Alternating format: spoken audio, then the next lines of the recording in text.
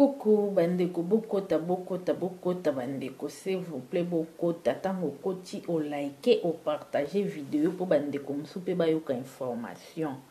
Bandeko eza ko yinda na Kinshasa na ngonga oyo après avoir j'ai à francophonie ba kidnapper ba changer stratégie ya ko kidnapper bato.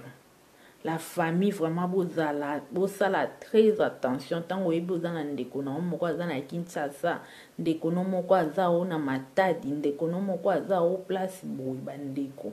Bozwa vraiment vidéo o bo partager yango bandeko nyonso bayeba koyoka message ya ndeko oyo na ochila bino ndeko mo boya yebi stratégie na bango nyonso. Apparemment yazalaki parmi bandeko o mususu baosala ba réunion na bango o bazoluka ba stratégie ya kosala pona ko yeba ndenge ya ko kidnapper bato. Alors la famille to fongola misu to partager to like vidéo o message ba ko kende vraiment pas bandeko po bandeko ba yeba ndeni ba ko sauver ba vie na bango. Nazo tshela bino audio ya ndeko na biso oyo ayi biso stratégie oyo ba kidnapper bazo sala bandeko. Bozela nazo tshela bino yango oyoka ndeko oyo message na ye ayeli biso pona bandeko o bazo kidnapper bato o ba changer stratégie bazwi stratégie sika. Alors oza jeune fille keba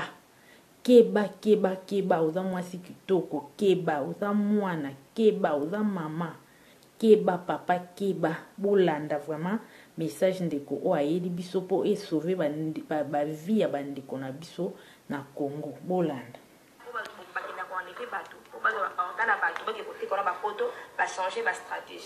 Stratégie beaucoup non zandeni et ça va mindele moko ba wuske ba pays étranger déjà que ba Inde ba pays moko ya libanda ba ye arakini ko ya arakini baza abaza collaboration na ba réseau o ya kini awa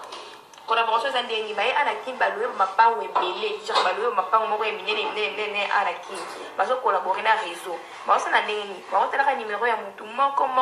na kaka numéro na wana bazo vérifier obenga kanani est-ce que ça na ndeko la poto so ko za na ndeko moko na poto tena mo pays moko boye ba ko la ndela ba conversation na bino c'est pour cela ka trop na ndeko wana o kaka une fois ba bengi na téléphone ye mutu kinganzi ndeko na za na poto kombo na tel atinde liyo koli to atinde liyo mbongo moko boye leka na adresse kinganzi osa nini oya kozwa mbongo wana oyo ka bongo sans que utina ndeko no o oke kuna na adresse o ba pesa ki oke ko récupérer soit disant koli o ndeko na poto atinde leko to soit disant mbongo o ndeko na poto atinde leko ko koma na adresse wana ba yambi o ismo ke na luke loko tel ndeko na atinde la ba ko yoka bo partager bo like la famille bo partager bandeko bayoka message oyo po bazo sauver ba vie ya bandeko na biso na mboka Congo. Eza pasi oyoki kuna ndeko atindi o ndeko no atindeli kolikeba bandeko bolanda yomo oyo komitika na maboko na bango ba oneve yo ba bomi yo ba longoli yo ba organe wana bake koteka na mboka na bango. Deuxième stratégie c'est que au mona moko mukeso tambo na nzela so bakena bungi boke alakso pa feke kokele kotika na adresse oyo so ko juka na mona no ke kotika mona na adresse yomo oke komikamba na yo ako koma na adresse wana ba kokanga ne yo ba bomi yo ba so ba organe na ba longoli bake koteka ngo na poto. Et troisième stratégie pour na biso surtout biso ba fille on a tonton moi surtout moi na jeep yo ko so likana on tonton moi biso tant si te peut permettre un instant yo ko telema mwanzi ko solola na ye bo solola na ayo na bo solola pa so sala kwa linga yo za kitoko boywe kuna na ndenga ya porter ku ya mpandi wana mtu déjà bimi atem na sima no mona ka mo distraction mo be pou ato mo shora pe mine longi ba drogue ba koti ba neve ba ke ba bomi ba longo ba ka et mo tout ça que même pour ba fille même pour ba garçon so ko tambo na nzela o ki dit mo telemo pardon permettez na vana ka koto te na yesika tala nazo luka adresse oyo ekozala wapi relaxo adresse wana teke yo tanga adresse oyo biso laxe pasi adresse wana ezaleli au moins mutu pa ina sima na yo akango pape mushara pembe ba drogio ba niveau ba tekona ba bomio ba longoli ba organe ba ke kotika pe ba bo teke ba boma yo apa ba longoli ba organe te ka noza viva boka noza vivante ba pasolo tout mo maka nozo tala ba pasolo libumba pasolo motema ba longoli oya ba maza ba longola ba ke kotika ba so ba tout la ba sani se ba tumbe so ba boaki tous à la prudence